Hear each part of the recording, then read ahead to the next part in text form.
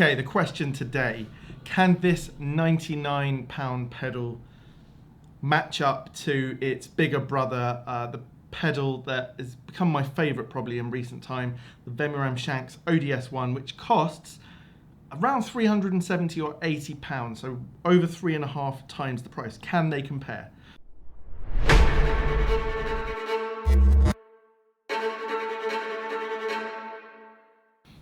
This Nobels ODR-1 has been a pedal I've enjoyed since I first got back into guitar. It offers a lot, from a clean boost up through to a really fuzzy overdrive, really creamy, good mid-range, really enjoyable to play with. And then recently, after I enjoyed my Vemuram Janray so much, I decided to stump up for the Shanks ODS-1, which is based on the Nobels. This pedal, I can't seem to take it off a board. Whenever I move other pedals around, I keep this one on the board at the moment, so I'm really enjoying it. And I want to see if, for your purpose, if you're searching for a new overdrive pedal, whether you really need to spend this much, or would this be just fine? So today I'm going to take you through some of the tones on here, and more importantly, a little blind test, 3 different guitars, where you can see if you can hear the difference, which is of course the most important thing, although I would add there's a small element of player feeling when it comes to playing a pedal. I'm going to explore that in a different video where I think I will try and play pedals blind myself. I won't know what I'm playing. Maybe I'll get my wife to help me out and set that up.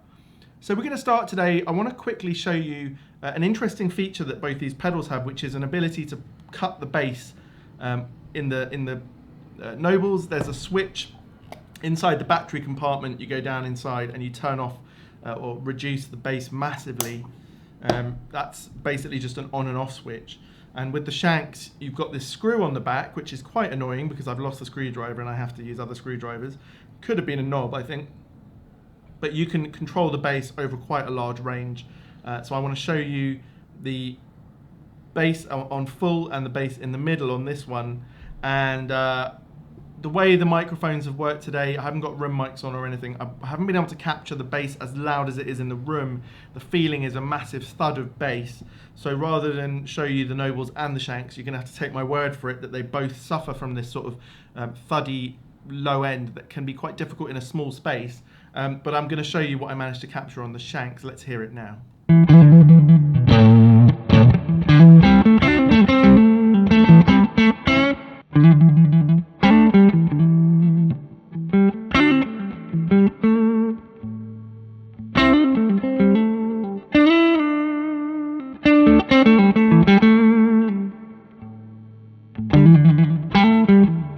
So you could hear there that the bass was pretty boomy on the first clip, and then as I turn that down to halfway, it really it affects the whole sound really, which you're going to hear because the rest of the video, the bass on both pedals will be on the absolute minimum.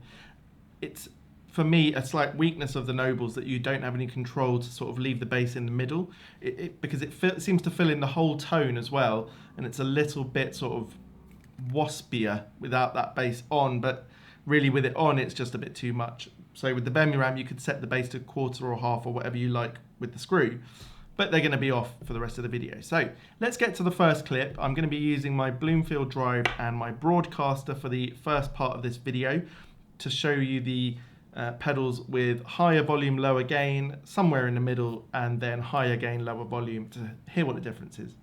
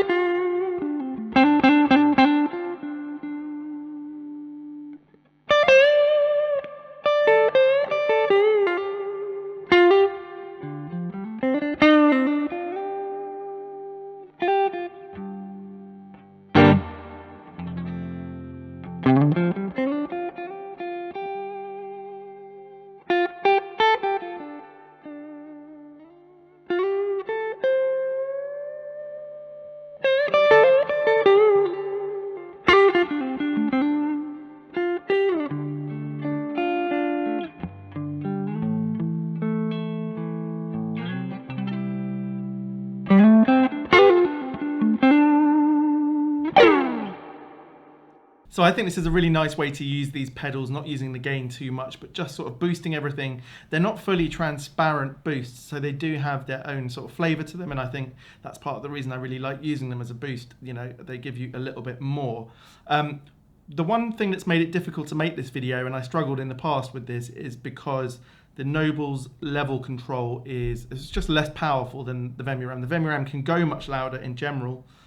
They also interact differently with the gain controls. So what you see on the screen is where I've put them, and that's why they're not in exactly the same places. I didn't just go 9, 12, 3 full on and see what happens. I tried to match them. But one thing that I found really interesting is the wave patterns on my recording software and on my video editing software always seem to show the Vemuram just has a fuller wave. Even if they're very close in actual volume, there just seems to be a bit more depth or something in there that's being picked up. It's a bit sweeter, the compression is different. It doesn't get so murky, but we'll hear more of that in a minute. Let's move on to a bit more gain.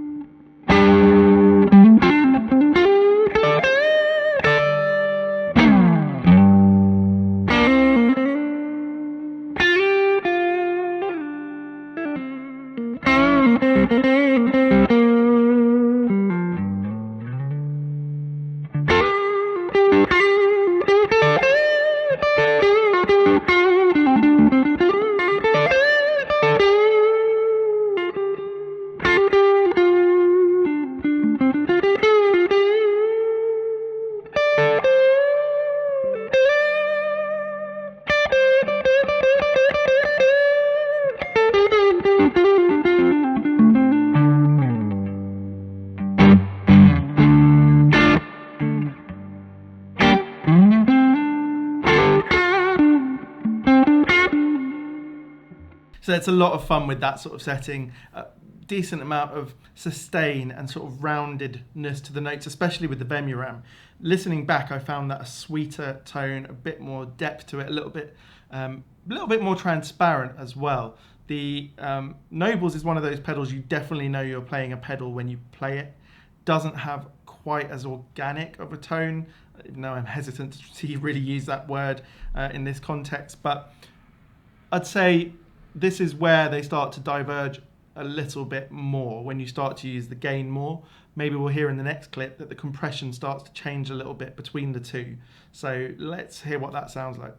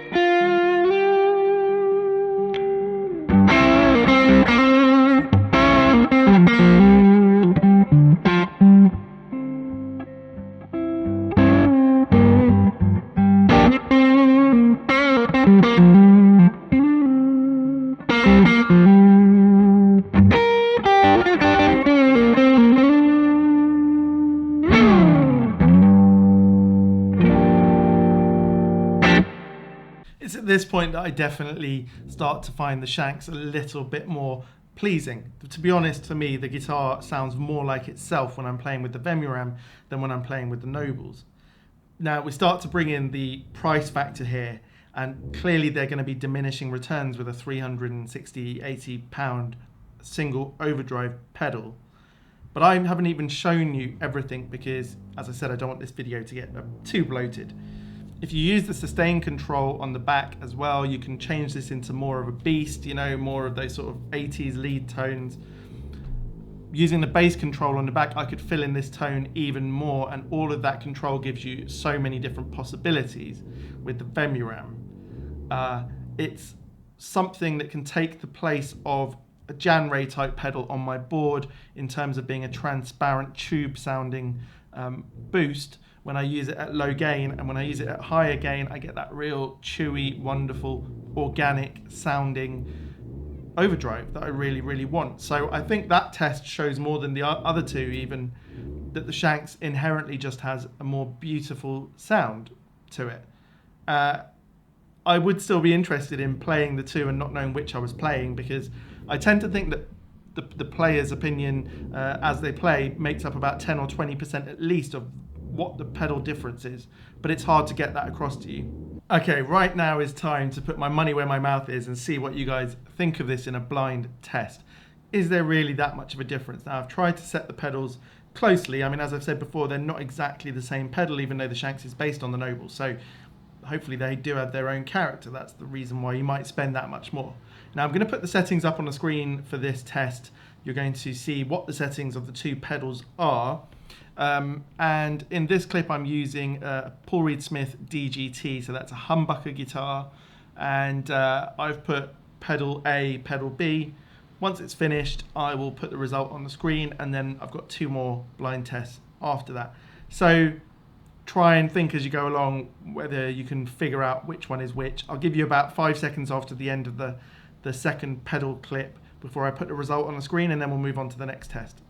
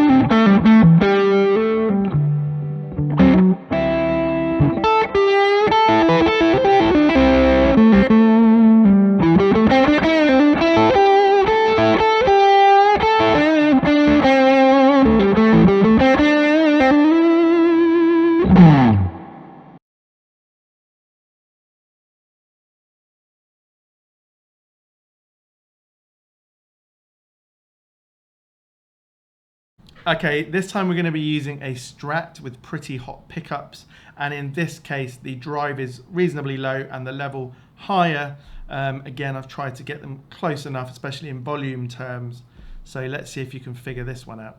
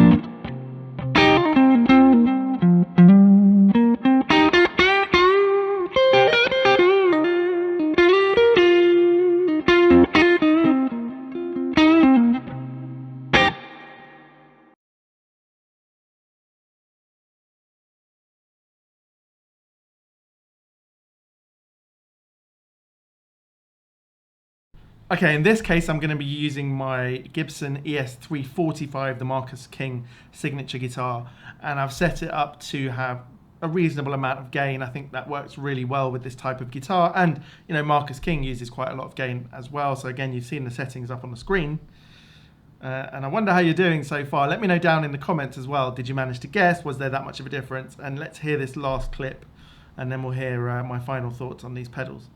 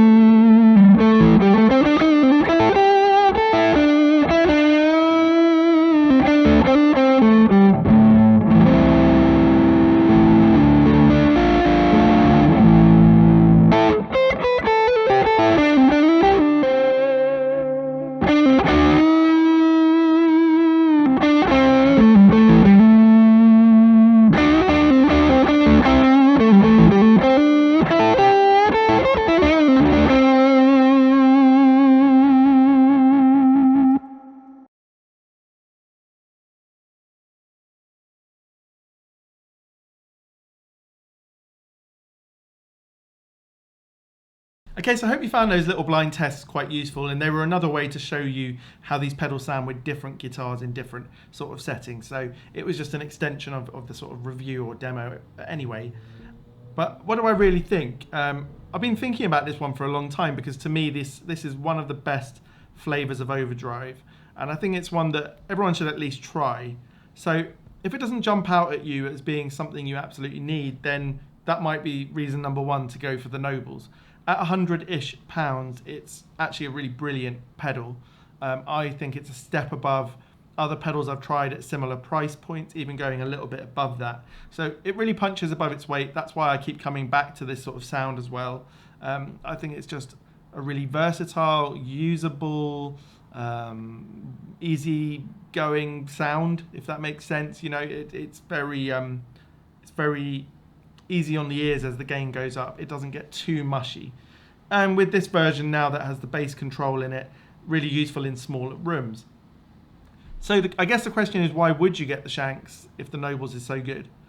Well, when I did the Jan Ray versus the Timmy and the Blues Power, I thought that the Jan Ray was, in that 5 to 10% region better than the Timmy pedal that I've got, the MXR1. And that you could feel the difference, but it wasn't, earth-shattering. In this case, I'd say the difference is higher, maybe more like 15 to 20%, because there are some extremes of the sounds where the Nobles doesn't do as well, doesn't have as much power, doesn't have as much control over that bass, which it's not just low-end tweaking I find with the Shanks. Like when you increase the bass, it actually fills out the whole tone and makes it more and more pleasing. So as you go up that dial, you get better and better, or different tones, quite drastically different.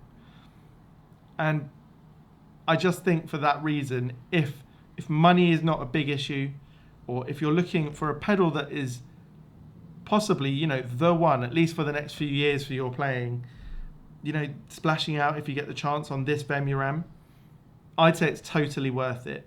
It's 3.5 times the price. It's not 3.5 times the pedal, because, that's not really possible, but I find, for me, there is such difference in playing, such difference in the more extreme ends of the sound, both as a cleaner boost and as a more gain-driven pedal. The Vemuram compresses much more musically.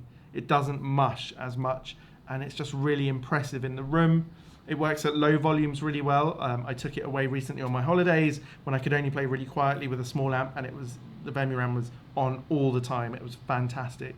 So if you've been umming and ahhing as to what the next expensive pedal purchase should be, I 100% recommend this pedal. I think you will have so much fun with it. It will cover so much ground.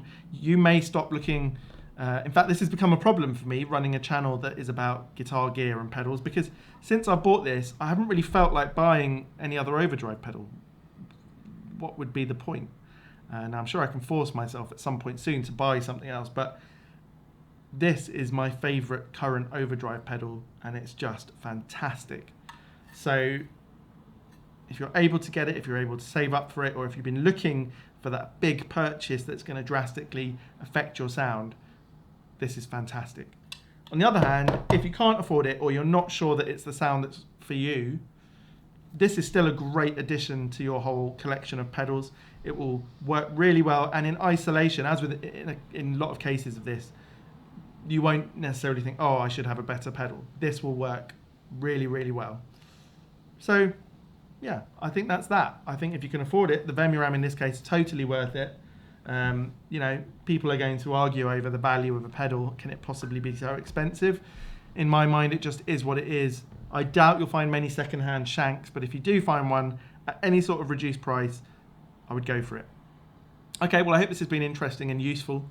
It's been fun making it, quite challenging to make because the knobs act quite differently from each other. So please forgive me, and I've been away for a few weeks, so my playing was quite rusty, and I didn't feel that it was my best, but I hope you've enjoyed it nonetheless, and I'll see you on the next one. Cheers.